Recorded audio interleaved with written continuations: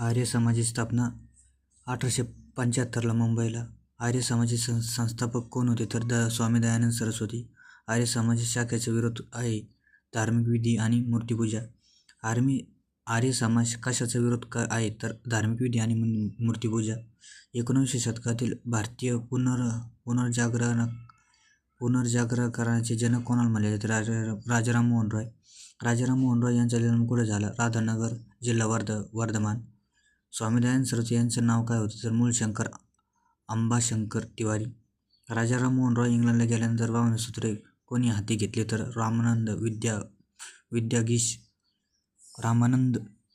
रामचंद्र विद्याधीश. ज्यांच्या प्रयत्नांमुळे ब्राह्मण समाजाची मूळ उत्तर प्रदेश, पंजाब आणि मद्रासमध्ये पसरली ते केशवचंद्र सेन.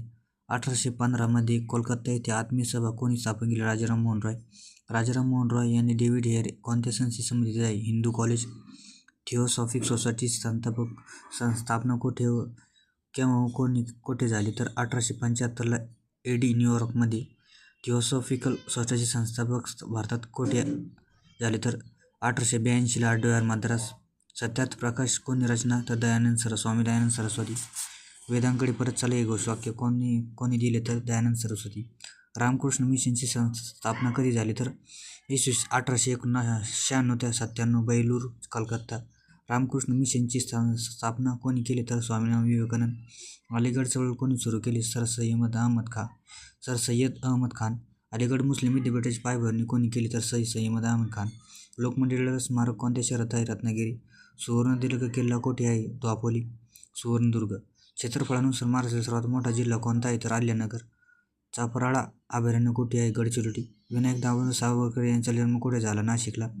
रत्नागिरी जिल्ह्यात रायगड जाताना कोणता घाट लागतो तर कुंभर्ली. बक्सारची लढाई कधी झाली? 22 ऑक्टोबर 1764ला. आधुनिक भारताचे जनक कोण म्हणले जाते? राजाराम मोहन रॉय. रामकृष्ण मिशन धर्मसंस्थेची स्थापना कोणी केली? स्वामी विवेकानंद. चंपारण्यामधील शेतकऱ्यांचा लढा याशी संबंधित आहे तर नीळ. आकाशवाणी ही कविता कोणी लिहिली तर रवींद्रनाथ टागोर. सर्वात जुनी घटना क्रांती कोणती तर अमेरिकन क्रांती. भारतातील सर्वाधिक क्षेत्रातील सर्वात मोठी बँक कोणती? State bank of India. हाती हा कोणत्या प्रकारचा प्राणी आहे तर शाकाहारी. भारतातील डॅश हा राज्यात सर्वात जास्त रबराचे उत्पादन केले जाते? केरळ. गोमती, घागर आणि कोसी या नद्या कोणत्या नदीच्या उपनद्या आहेत तर गंगा. गोमती, घागर आणि कोसी या कोणत्या नदीच्या उपनद्या आहे? गंगा.